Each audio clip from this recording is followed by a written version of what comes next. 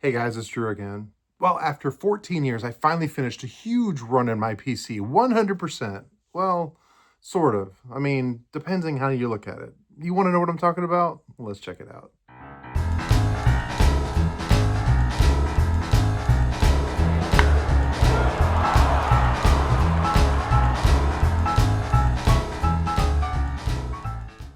So 14 years ago, I started kind of sort of collecting and finding an interest in a certain old ball player. And through a number of different things, and I actually started with TTM. I obtained a card, I got it signed, and on and on. And over time, I decided, you know what? I think I want to do a player run. Now, you guys probably know what I'm talking about because I've talked about him many, many a times. And I've gotten everything that I can think of for him. And what that is Carl Erskine. And Carl Erskine played from 1949 through 1959 for the mainly for the Brooklyn Dodgers. He did play the last couple of years in Los Angeles, and he was a right-handed pitcher. He was one of their staples and just a fan favorite. And but the thing about Erskine was it was his personality. It was who he was. He was sort of one of the glues that held that together. He was a very close personal friend of Jackie Robinson, and just kind of the team. Not golden boy, but just one of those people that he didn't cause trouble or anything. And he was just all about family and team and community. And he lived his life that way. In fact, he lived his life well into his 90s, just passed away a few years ago. So Carl Erskine was just somebody that connected to me. And I decided I want to see what I can find of him. So I started collecting cards. And it wasn't too hard to get his tops and his Bowman runs because he's in all of those and they're fairly common. But then I started getting into some of the more obscure ones, like he's in the Wilson Franks, and I got that one a number of years ago. That was my biggest one. Not red hard, not super hard, but still a little bit different of a set. And then I kept going, and as I got along, and I decided I wanted to see what else was out there. There was a couple that were just seemed impossible. So the first impossible one was the Stallmeyer. It's not that it's impossible; they're just really, really expensive. But a couple years ago, I got the Stallmeyer, and I thought, okay. So last year, almost a year ago, I decided, well, what else is out there? And then I realized I hit a huge brick wall. And that brick wall, this is Briggs Meats, 1953 Briggs Meats. It's a regional set, mainly Washington Senators, but there was a few other players, including Erskine. Well, this is a pretty scarce set. In fact, at the time, I did find the card and I did get it. But at the time, there was only 7 cards graded in any company of the Carl Erskine. And I just thought it was going to be impossible, but I've done the video on it and you've seen it before. But I did get the card. So as I continued down, I came down and I only had 2 cards left. And I remember I was at Strongsville a few months ago, and I was talking to John, 3D80's kid, and he's like, "So what are you in the mood for, or what are you looking for?" And I said, "Well, one of the cards I'd like to get. It's not hard to find. I just can't find a copy." And I told him, and John, being who he is, just a great guy, kind of shows how this community works. He kept a mental check of that, and he stuck a thing in his eBay to look for it just in case it came up. Well, a few months later, he sends me a text. He's like, "Hey, I don't know if you saw this, but this just came up for auction." So I watched it and I'm waiting and I'm like, maybe I can get this. And I had the money and it's not an expensive card and I won it. So I'm going to show off the one that John helped me get. And I kind of alluded to this a few weeks, maybe a month ago. And but I was able to get the 1954 Journal American Carl Erskine. Now, these were kind of inserts in newspapers in the area, and as you can see, there's a serial number on the bottom, and these were used as a drawing, I think, for a giveaway. But they're kind of neat, and I mean, it's a grainy newspaper type black and white photo, but it's got a little stuff about Erskine on the back, and then it's got a Dodgers home schedule on the back.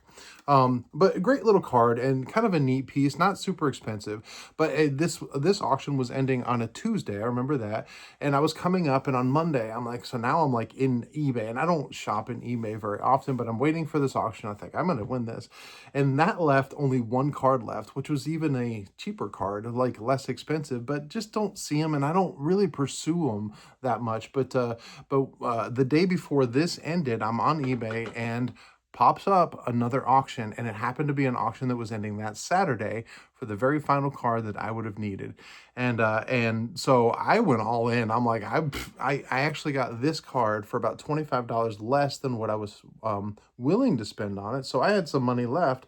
So on the other card, I was thinking, well, it may be around 25 bucks. I just put $50 on, because at that point I figured between the two, if I was at a show, if someone said, look, would you give me X for both of these together? Then I would have absolutely done it. So I just took the savings from the Journal American and I stuck it on the second card, won that auction easily. So I am now showing you for the first time the 1955 Golden Stamps Carl Erskine.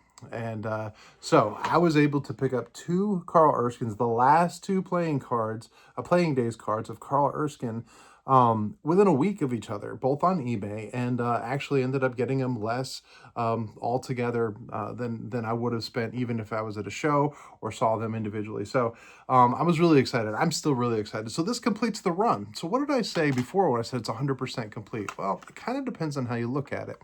So there are two cards, playing days, that I don't have, and but I don't know if I'm going to get them or not. So it goes down to, am I a complete? When you complete something, is it one of everything, or is it the master set where there's every possible thing? So one of the things is one of his. I don't remember which card it is. There's a slight error variation.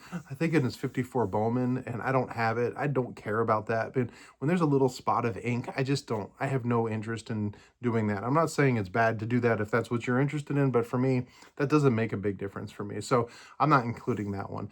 But there is two cards that I have, but I don't have. And what I mean by that is I have one of his Redman cards, but I don't have the other one. And the only difference is the background color. The one I have is yellow. The one I don't have is blue. So do I want to get the blue one or not? It's not an expensive card, but I don't know. I have the Redman, in my opinion. The way I look at it, I have a Redman. And then the other one is Stallmeyer. Now, I mentioned just a minute or two ago, Stallmeyer is an expensive card. I mean, it wasn't cheap. In fact, I think it was the most I spent on any Carl Erskine card. And there is another year. I have the I don't remember which one I have, 53, and he's in 54 or 55. I don't remember the year. I just haven't paid attention. And really the only difference is the bio line on the back. It's the same photograph, it's the same front, it's the same everything, coloring and everything. It's just it was obviously printed in a different year. So do I want to go for that? I mean, what do you think? If this was you, if this is your guy, if you've gotten everything out there after over a decade of finding and looking and searching and researching and all that stuff, do you go for the last couple? Do you find the master set, or is this complete enough? Well, for me, I think it's complete enough. Now, I might, if I come across the other Redman, I might get that one because it is noticeably different on the front, with a different background color. But other than that, I don't really think I'm ever going to want to go for the Stallmeyer unless just one fell in my lap for pretty much nothing. But I don't have massive card budget to spend multiple hundreds of dollars on a card that the only difference is the dates on the back. Really doesn't interest me a whole lot. So I'm going to go ahead and pan over. I was going to take every card and show you through it, but you know what? I'm just going to show you what the display looks like of all my Carl Erskines and finish it out with this run. So let's go check that out. So here they are in order chronologically. There's this rookie card from 1951 Bowman, 52 Topps, 52 Bowman, 53 Bowman. There's that Briggs Meats that I told you about, is 54 Bowman. There's the 54 Wilson Franks, the Redman, and Red Heart, and then the Redman. And that's the difference I was talking about, is same card, everything's basically the same except for the background color. So maybe in the future, but not at this point. And then working back down to the next one, we got the American Journal, is 55 Bowman.